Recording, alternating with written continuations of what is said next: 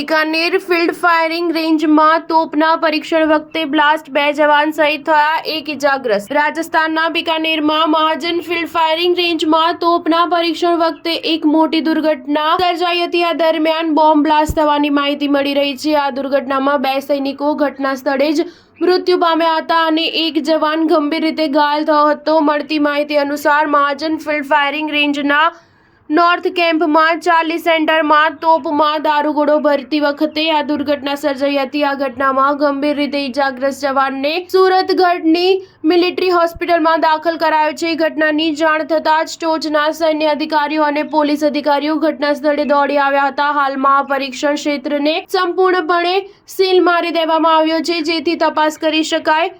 મહાજન field રેન્જમાં આ બીજી દુર્ઘટના હતી। અગાઉ પણ આવી જ એક દુર્ઘટનામાં 1 જવાન મૃત્યુ પામ્યો હતો, જેના લીધે આવી દુર્ઘટનાઓ સુરક્ષા પ્રોટોકોલ અને ઉપકરણોની તપાસ પર સવાલો સર્જાયા છે। સ્ટાર ન્યૂઝ 7 હંમેશા સચ્ચાઈની સાથે।